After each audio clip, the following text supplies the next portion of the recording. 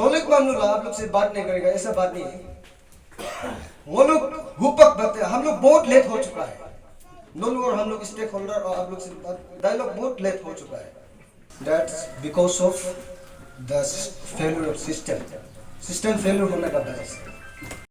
ယခုမြင်တွေ့ရတဲ့ပြည်သူ့တွေ့ဆုံပွဲဟာအိန္ဒိယနိုင်ငံအရူနာချယ်ပရဒေ့ရှ်ပြည်နယ်က CM မြစ်လို့ခေါ်တဲ့မြမပရုဒရာမြစ်ပေါ်မှာအဆိုပြုထားတဲ့မဟာဆည်ကြီးကြောင့်ပါတောင်းကျေးရွာမှာလအတန်ကြာမငြိမ်မသက်ဖြစ်ပြီးနောက်ပေါ်ပေါက်လာရခြင်းဖြစ်ပါတယ်။အရူနာချယ်ပရဒေ့ရှ်ပြည်နယ်မှာရှိတဲ့တိတ်ဆိတ်တဲ့ကျေးရွာတွေကဒေသခံတွေဟာဆုံးဖြတ်ချက်ချမှတ်ခြင်းလုပ်ငန်းစဉ်တွေမှာပါဝင်ခွင့်မရဘဲအချိန်ကြာမြင့်စွာဖယ်ကျဉ်ခံထားရတယ်လို့ခန်းစားခဲ့ကြရတယ်လို့သိရှိရပါတယ်။ဒါပေမဲ့ယခုနှစ်ဖေဖော်ဝါရီလ17ရက်နေ့မှာတော့အလဲပြောင်းတစ်ခုဖြစ်ခဲ့ပါတယ်။၎င်းတို့ရဲ့စိုးရိမ်ပူပန်မှုများကိုထုတ်ဖော်ပြောဆိုရင်အစိုးရအရာရှိများနဲ့ပထမဆုံးအကြိမ်မျက်နှာချင်းဆိုင်တွေ့ဆုံခဲ့တာကြောင့်ဖြစ်ပါတယ်။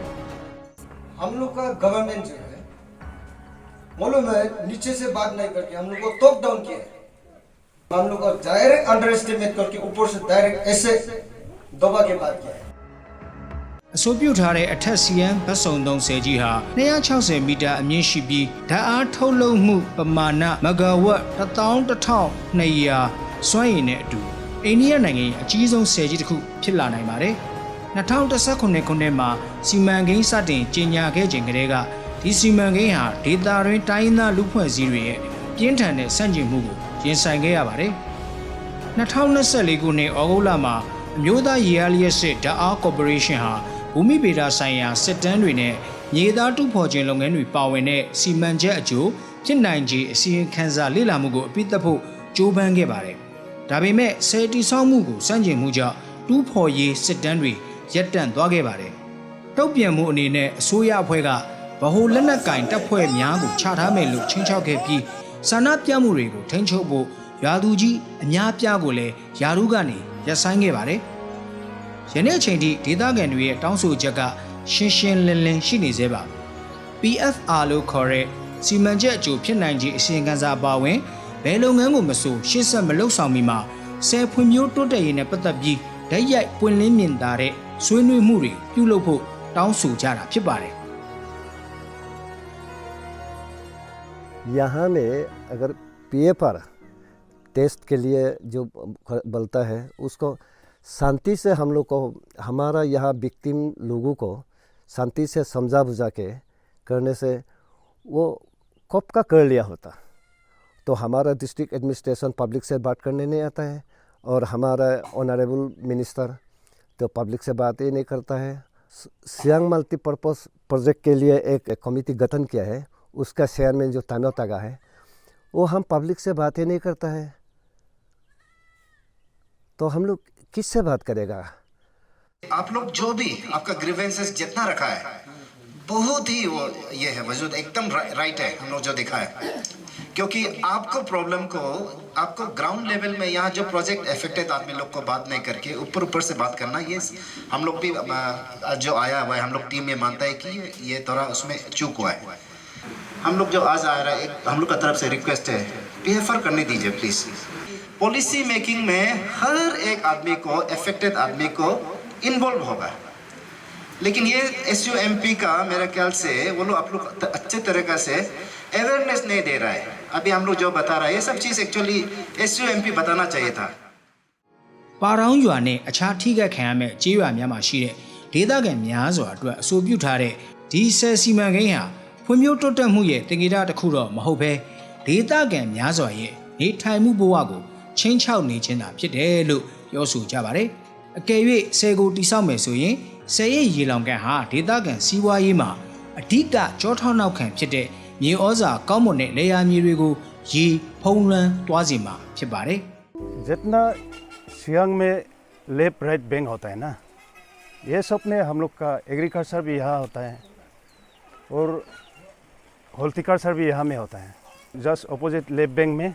वो रियू बस्ती है। रियू बस्ती में इस साल में संतरा का इनकम कम से कम 4 करोड़ तक आता है और हम लोग का ये पारोंग बस्ती का इस साल का इनकम संतरा से 2 करोड़ आता है। और जितना ये लाइफ लाइन है हम लोग का, जितना एग्रीकल्चर हो हॉर्टिकल्चर इसी में डिपेंड होता है। ဒါပေမဲ့ဒေသခံတွေရဲ့စိုးရိမ်ပူပန်မှုကဒီသတင်းရဲ့တစ်စိတ်တစ်ပိုင်းသာဖြစ်ပါတယ်2024ခုနှစ်ဒီဇင်ဘာလမှာတရုတ်အစိုးရဟာ၎င်းတို့ရဲ့နေမြေအတွင်းအထက်ပိုင်းမှာရှိတဲ့မြစ်တစ်မြစ်ထဲပေါ်မှာဓာတ်အားထုတ်လွှတ်နိုင်မှုစွမ်းရည်မဂါဝက်6000ရှိတဲ့ကြီးမားတဲ့ဆယ်ကြီးတစ်ခုကိုတိစောက်ဖို့ခွင့်ပြုခဲ့ပါတယ်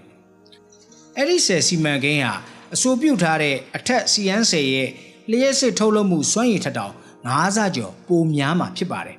ဒီစီမံကိန်းကိုမဲတော့စီမံကိန်းလို့ခေါ်ပြီးတော့ရာလွန်ရှမ်ပိုမြစ်မှာရှိတဲ့ Great Bank မှာတိစောက်ဖို့စီစဉ်ထားတာပါဒီနေရာဟာတိဗက်ကိုပိုင်အုပ်ချုပ်ခွင့်ရဒေသကိုဖြတ်တန်းစီစဉ်ပြီးအရုဏာချယ်ပရာဒိရှ်ထဲကိုစီယမ်မြစ်ဖြစ်မဝင်ရောက်မီမှာတိတိတတာကွေးဝိုက်စီစဉ်တဲ့နေရာလည်းဖြစ်ပါတယ် So when it comes to the ecological risk, in addition to the natural impacts, there are over 600 flash floods recorded in Yarlung Shangpo, right, in last decade or so. But then, if you have any of the flash floods,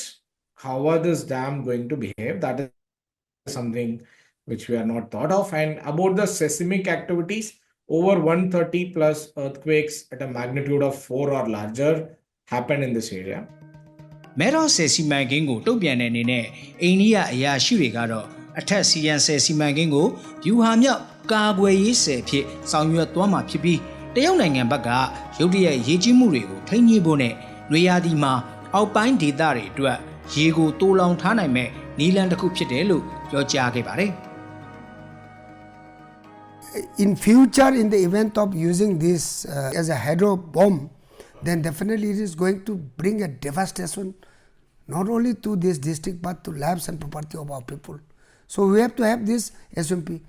ရေရင်းမြစ်ပညာရှင်အများစုကတော့ဒီချင်းချောက်မှုတွေဟာခြေကားပြောဆိုခြင်းဖြစ်တယ်လို့ညှင်းခုန်နေကြပေမဲ့ CN မြေဝံဒေသခံတွေကတော့ကွန်ကရစ်မလောင်းမီဒါမှမဟုတ်ဘယ်လုပ်ငန်းမှမစတင်မီမှာပွင့်လင်းမြင်သာတဲ့ဆွေးနွေးမှုတစ်ခုကိုပဲဆက်လက်တောင်းဆိုလျက်ရှိကြပါတယ်ခင်ဗျာ हम लोग आज डिसीजन दे दिया कि हम लोग PFR को नहीं मानते, सिस्टम ठीक नहीं। ये तो आगे भी हम बोला है ये डिक्टेटर है, तो इसलिए हम लोग नहीं मानता है इसको। अभी हम लोग उन लोग को बोला है 7 विलेजेस आप लोग पहले बात कीजिए,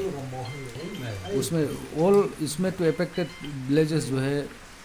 अभी का जो प्रोजेक्ट में 27 विलेजेस है, तो वो सब का राय लेके फिर हम लोग नेक्स्ट स्टेप बात करेगा। गवर्नमेंट अगर हम लोग से बात करना चाहेगा तो हम लोग बात करेगा। अभी PFR करने देगा ये तो आज तो बिल्कुल उसको मना किया है।